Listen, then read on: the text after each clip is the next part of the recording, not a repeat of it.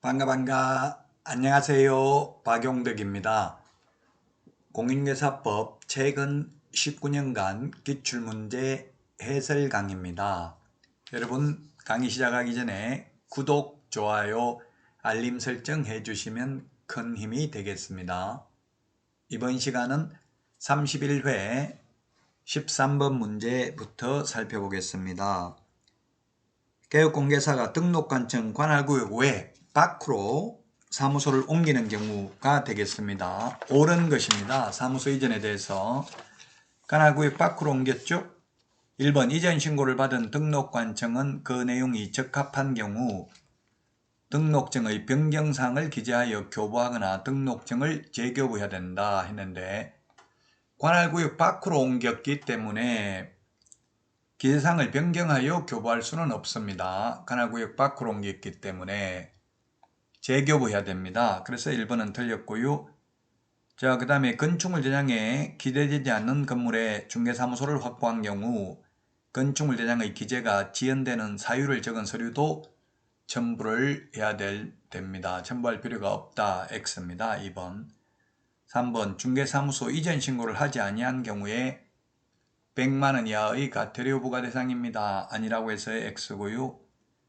4번 분사무소를 이전한 경우에는 이전한 날로부터 10일 이내에 분사무소 소재지 관할이 아니라 주된 사무소 관할 등록관청에 신고해야 됩니다. 우리 암기 프린터 4번에 있는데요.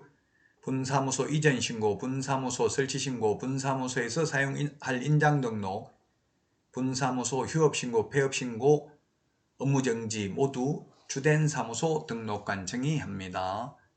다만 분사무소에 대한 지도감독은 주된 사무소 등록관청도 가능하고 분사무소 소재지 시장군수구청장도 가능합니다. 다만 분사무소에서 중개 행위를 하였을 경우 중개보수는 분사무소 관할 시도 조례가 정하는 보수를 받아야 됩니다.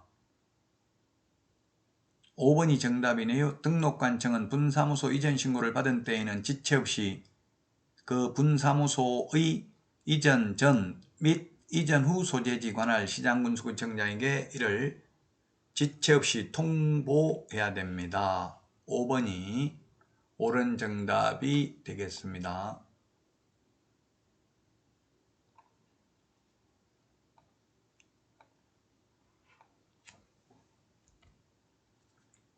자, 다음은 14번 문제입니다.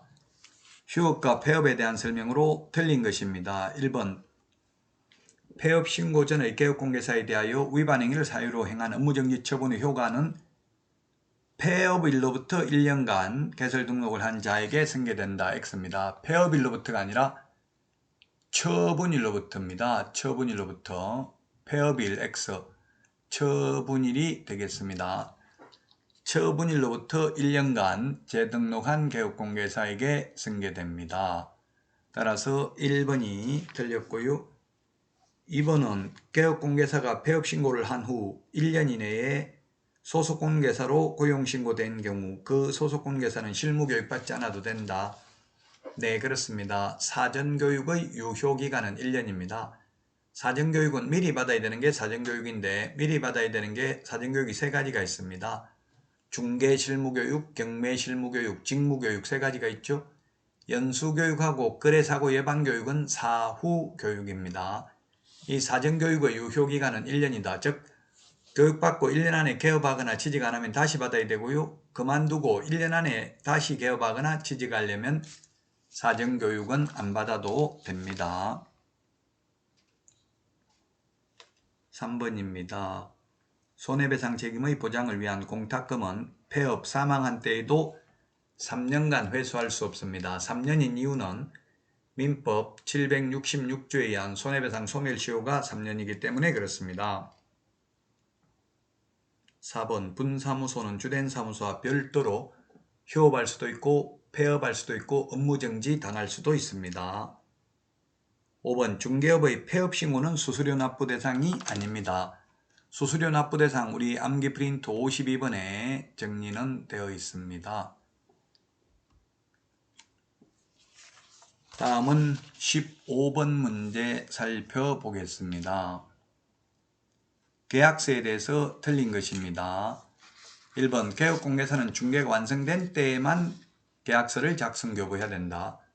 중개 완성도 되지 않았는데 그냥 나무 계약서 대필 대서 해주면 행정사법에 저촉될 수도 있습니다.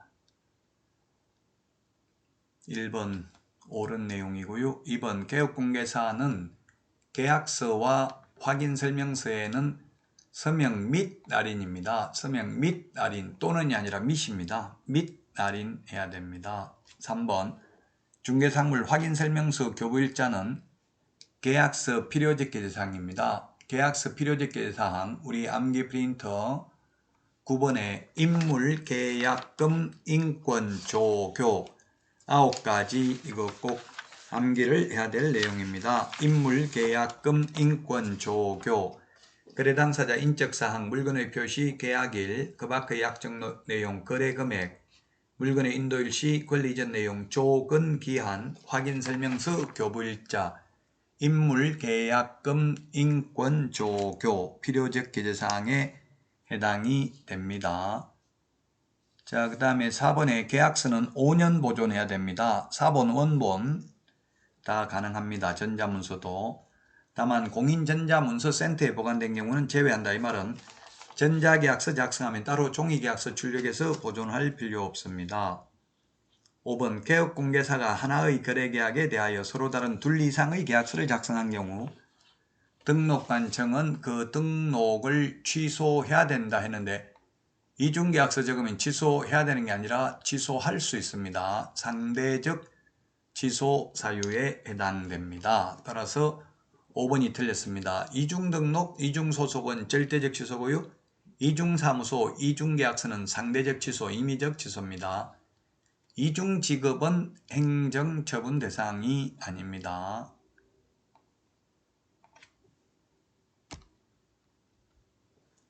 다음은 16번 문제입니다. 손해배상 책임.